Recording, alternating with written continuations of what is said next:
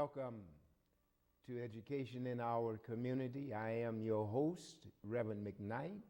We honor today with the presence of Mr. B. Joe Morris. He is an elder and a craftsman within our community and brings to us a very unique perspective as an eyewitness to history.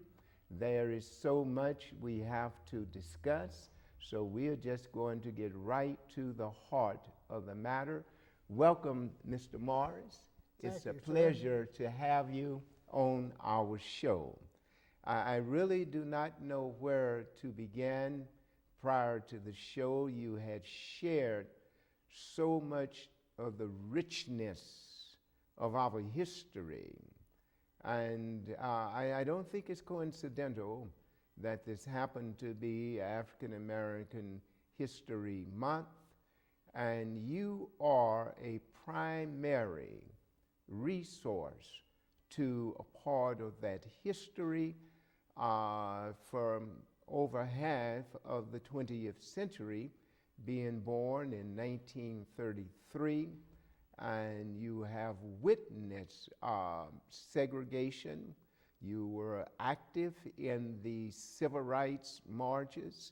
You knew Dr. Martin Luther King Jr. As a matter of fact, you have taken some pictures of him that we will talk about momentarily.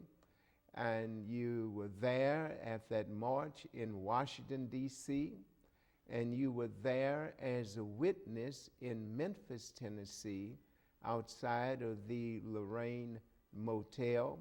As a matter of fact, I have a photograph in a book that Roy Wilkins had put together for you and you shared with me. There are only 4 of them in existence. If you do not mind, you shared something very interesting. And you said it is still in the family to the present generation. One, you shared that at your birth, your great-grandmother was yet alive. You met your great-grandmother. You were reared partially by your grandmother, but yet in the family, you have 311 acres of land in the New Iberia Parish in Louisiana. Tell us something about that 311 acres of land. Well, we had a 35-acre garden. And in our garden, we got all the vegetables that we ate every day. Some of the vegetables could be stored in the cellar so we could have them in the wintertime. And some of them, all the fresh ones, we ate them on the spot. Eat fresh greens on the spot, but you can put them in the pressure cooker and save them for later. All right. How did you, your family that is, because you represent your great-grandmother, your grandmother, and your mother, you are the 4th generation to be on this land. Looking at your great-grandmother, that means that she experienced that peculiar institution that's called by Dr. Kenneth Stamp slavery. So how is it your family came into possession of 311 acres of land dating back with your great-grandmother? At the end of slavery, the family that owned us gave each one of the field slaves 311 acres. And that became the area for us to sharecrop. But there's another problem there because sharecropping is just another word to say you're still slaves. You don't know how to market your products. Yes. The slave master knew all of that. Yes. We had to experience that at a later date. But as we got smarter, we were able to market our own products. Now, if he gave, or if it was distributed at the end of slavery to every field hand, 311 acres, I'm having difficulty imagining 311 acres. How large was the plantation that your great-grandmother, in others, worked upon? 60,000 acres. So with that being 60,000 acres, it took a lot of slaves to run that property, to make everything work. So the field slave did exactly what they were supposed to do. They chopped the cotton, they picked the cotton. My grandmother used to pick cotton. I used to help her pick cotton. I used to go out and chop cotton with a hoe. When I first started chopping cotton, I had a brand new hoe. It was about 5 inches long. And when eventually it got to be about 2.5 inches long, I wore it out chopping cotton. And so you actually worked there on that land during that terrible period, I call it next to slavery, of sharecropping. You were a sharecropper in your lifetime. That's right. So we'd get up about 3 o'clock in the morning. We'd have our early breakfast, go out and go right to work. First thing I'd do is go out and milk the cows. The youngest child always milked the cows. And then when I got done milking our cows, I'd milk 27 cows. I'd go back and gather the eggs and slop the hogs, and then go on out and work in the field. Now, how old were you when you had to start this routine? Were you 10, 12? 10 years old. 10 years old. At 10 years old, if you live on a farm and you can reach the clutch and the brake of a tractor, you can get what they call a farmer's driver's license. But see, we didn't have a tractor. We had mules. Mm-hmm. Manual. Manual tractors. Yes. So, excuse me. As time went by, right after World War II, my grandfather went to Fort Leonard Wood, Missouri, and bought 20 U.S. Army Jeeps, still in the crate, for $20 apiece. And while we were there, we ran into another man there who was getting ready to retire from the Army. He says, if you buy this half-track here, you can get it for $20. He says, you can have your grandson drive right along behind us, and I'd like to pay you to let me live on your farm, because I grew up on a farm. My grandfather says, you're not going to pay me. You've already served your time. From here on out, you just take it easy. But he was one of the best helpers on our farm because he knew how to put the Jeeps together. Is that right? So what we did with that many Jeeps, we gave those Jeeps to other farmers that had property, just like we had, and they could use them for tractors to pull the plows with. So you gave the Jeeps to other farmers? Yeah, because we were all in the same boat. You might as well share your profits. What a valuable lesson you're sharing with us. So there was no selfishness in it. I have 20 Jeeps, I'm going to rent them to you, I'm going to lease them to you. You gave them, that is your grandfather, gave them away. Yes, that's right. It's just like when I was going to marry my first wife, the family all got together and the farmers around us, and they built a house. And my grandfather gave me 35 acres of land when I got married to my first wife. We lived in that house, and they built it so that the kitchen was right over the well. She didn't have to go outside and draw the water out of the well in the rain. So you just right there, you pump the water, had it right on a pan. So, you know, we worked together back then. Yes. And we all profited. Then my grandmother used to send me out, she'd say, now, you take the Jenny and hook it up to that cart and go out and check with the other farmers around here to make sure that they have their larder full, make sure they have sugar, make sure they got fat back, and if whatever they need, make a list and come back and I'll give it to you. You take it over and put it in their ice box for them and put it in there, make sure it's in their cupboard. She says, nobody goes hungry around us. So you really had that sense of village, that sense of community, of oneness. Yes, because, you know, my grandmother used to say, no one person is an island out here. We have to work together so we can live together and be happy. Now, you took that same philosophy into your later life. I'm making a quantum leap. This time goes by so quickly. You shared with me before we came on the air that you have been a lifetime, or that, yes, a lifetime, member of the NAACP since right after, maybe 5 years after World War II, since 1948. 43 was when I joined. You joined in 43. 1948, I'm sorry. Oh, okay. Because in 1943, I got my uncle's motorcycle. Yes. And 48, you joined the NAACP. That's right. And you have maintained your membership all of these years. See, I was milking cows at Quality Dairy Mm-hmm. when I went to high school. I'd milk 35 cows every morning, 35 cows every evening. I'd get up at 2 o'clock in the morning, ride a bicycle out there, milk the cows, come back, study, and go to school. Then when I lived in Wichita, I stayed at my aunt's rooming house, and I paid her $20 a month to live there.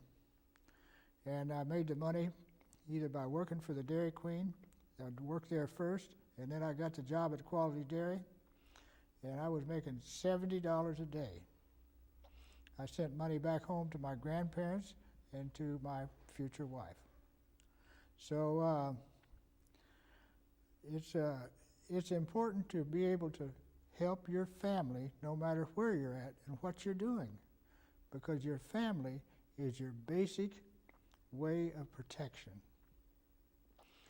So, and I always felt that it doesn't hurt to share. Now, I was homeless for a year and a half, and I slept in the cab of my truck. And I'd get food orders, and there was people out there where I parked my truck to sleep in that didn't have anything. So I shared my food with them.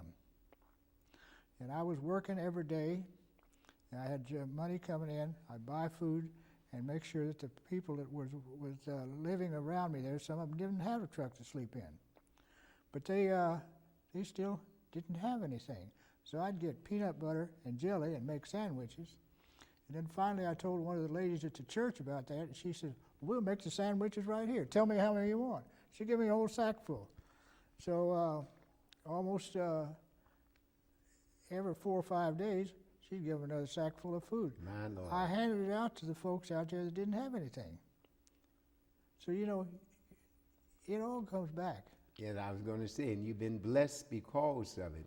I want you to share with us, while we have some time, your experience in 1964 in Washington, D.C. at that march, that historical march that you witnessed. Well, Malcolm X furnished the security for each one of these. Malcolm X and Fred Lewis worked together to make the for the Freedom Riders, to get them started, and each like the march that we went from Selma to Montgomery, Malcolm X took care of the problems that arise, but then the first march was without Martin Luther King, and they called that Bloody Saturday. Yes. But the second march was with Martin Luther King, and he had gotten in touch with the president, and they brought trucks out and put toilets on top of the trucks, and that way you could use the restroom while you were marching, and there was water out there that you could drink, and the people around the area would bring food out to us and give it to us. So it was a bad thing in one way, but in another way it was a good thing, because it brought out the goodness of the black farmers around here and there to help us out. So you participated also in the Selma March to Yes. Montgomery. From the Melbourne Pettus Bridge all the way into Montgomery, 51 miles. So, Wow. Now, what are your recollections of the march on Washington, D.C. in 1964? I never saw that many people in my life. And I was standing behind, And I took, at that time I had a 35 millimeter camera. And I took pictures with that. They were more clear and more concise. It was all black and white then. We didn't have any color film then. So every chance I get, I wanted to get a profile of him, but see, I couldn't be in front of him because I have to go all the way around through the crowd. So I had to go from left to right and get pictures. And I think those were pretty good. And you have them there in the book. So. Yes. So you actually, of course you did, were able to take some of the photographs of that march of Dr. King and others who participated. Yes, well, I used the Brownie camera for that because it takes 27 pictures. But the problem lies in the fact that you have to carry a lot of those cameras to make it work. With the 35 millimeter, I could carry several rolls of film. That was better. Now, did you keep any of these photographs for history? In the years of working construction and moving back and forth, I've lost a lot of them. But the most of them is right here in that book that you have in your lap. Okay. And this book is entitled Martin Luther King Jr., 1929 to 1968, an ebony picture biography by the Johnson Publication Company in 1968. And Mr. Morris shared with me that outside of this one book, there are only 3 others in existence. And so if you like our producer, Mr. Broussard, and you're visiting a flea market and you see this book, by all means pick it up, but don't explain the history of it to the seller until after it's in your possession. Because outside of this one, there are only 3 others. Mr. Morris, if you don't mind, there is a picture in here. It has writing underneath it, and I understand that this is one of the photographs that you took the morning before, you correct me if I'm wrong, the morning before or the day before the assassination, the murder of Dr. King, there in Memphis at the Lorraine Motel.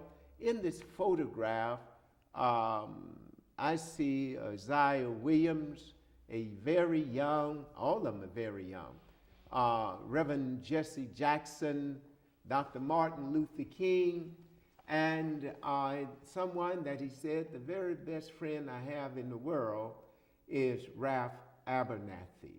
And you got to take this photograph. Yes. What were you feeling? What were you thinking? Did you know that this was going to be a part of history? Not at really. That time? I just wanted to show people what was going on at the garbage strike. Yes. Black men were out here working for $7 a day. Yes. And I mean, this is nothing. All of them had families. And those families had to eat every day. And you know, them women had to put that food together to make it work right. Yes. So they had to do the best they could with what they had. So, you know, it all goes back to the fact that the black woman carries the black family. I want you to repeat that again for our audience. What about the black woman? What is it that she carries? I say the black woman carries the black family. She's the steel rod up the spine to keep the family together. Did you experience this in your own life? I saw this with my grandmother, with my mother. Before I was born, as I understand from my uncle, that my mother wanted to abort me. And she was looking in Springfield for somebody to do it. It got into my grandmother's ear, and she sent the family out to find me, to find my mother. And then when they did find her, they took her to where she was working in Lockwood, Missouri, and delivered me on the kitchen table. That's how I got here. My Lord. Now, let me again go back to this occasion. Tell us something about that following day here in Memphis. That was the worst day of my life. I saw Martin Luther King murdered.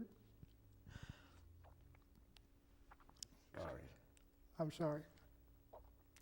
Give me a second. When that shot rang out and he grabbed his neck, the bullet hit the jugular vein and that blood squirted out. And he held it a minute and fell backwards. And the one fellow there went in and grabbed a towel and put it over the wound. Jesse Jackson came running up next and grabbed his and cradled his head in his arms. Ralph Abernathy came running out, and together they took him in his room. And from there, then the paramedics came and took him to the hospital. But I really and truly believe that he died in that room because that blood was pumping out of him. And I lost a good friend. Excuse me. That's all right. And again, I shared with you that this is an eyewitness account to history. Normally, you have to get it from a secondary source. But today, we are privileged, we are honored to get it from a primary source. And so we appreciate that. I'm just going to shift. It wasn't my intent you can't help but to bring back the feelings of it. But I felt that the audience needed to hear it. They have seen it reenacted, but most of them, like myself, I'm certain, have never been able to sit down and have a face-to-face conversation with an eyewitness to what happened at that time. Is there anything else you want to share with us? One thing I heard you mention, and I'm shifting the subject, is that you are a graduate of Tuskegee Institute there in Tuskegee, Alabama. Yes. Yes, that's true. I wanted to attend that college because my grandmother had been a math teacher there. And I had to get a job in order to pay for my schooling. And first I worked in a Dairy Queen. I was making 50 cents an hour. And then a guy came in with a shirt that said Quality Dairy on it. I said, where's the Quality Dairy at? He says, you go up here, you see that Sycamore Street, a tree up there on the corner. Make a turn right there, and it's 8 miles up to the dairy. He said, you'll smell it before you get there. I knew what he was talking about. So when I rode up there on my bicycle the first day, and I talked to the fellow in charge there, I said, are you hiring any milkers? He said, we hire milkers every day. Everybody that says they can milk can't necessarily milk. So I saved a little money, and I found a guy that had a 29 Model A Ford pickup. And I went and talked to him about it. He said, well, I have a hard time starting it. He said, I can't understand why. He said, I pull out the choke, and I crank it like that. It will start, but it won't run. And I said, well, you want $50 for it? I said, since it won't run, why don't you let me give you $40 for it?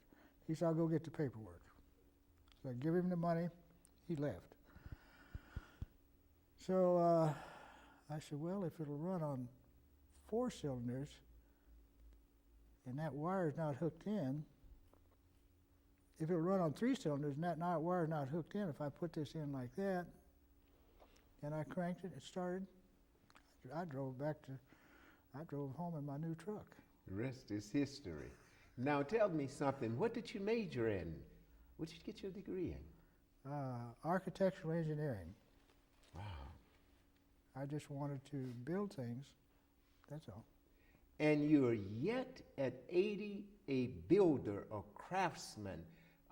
You install bathroom, kitchens, you build custom cabinets, you build stairwells inside and outside.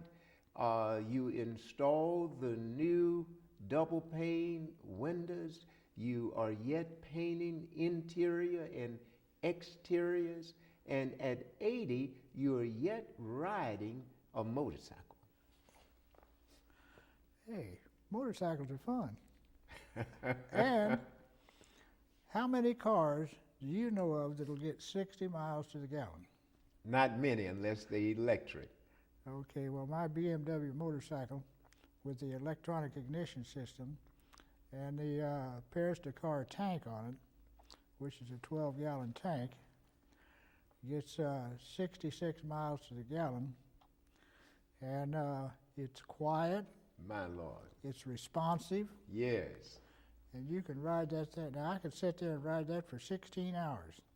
Now, as we wrap this up, I want to do it with this statement.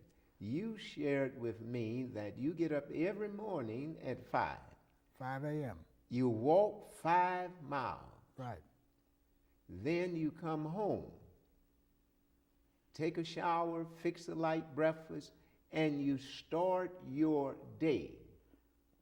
And looking at you, I watch you walk, your head is up, chin up, shoulders high, chest out.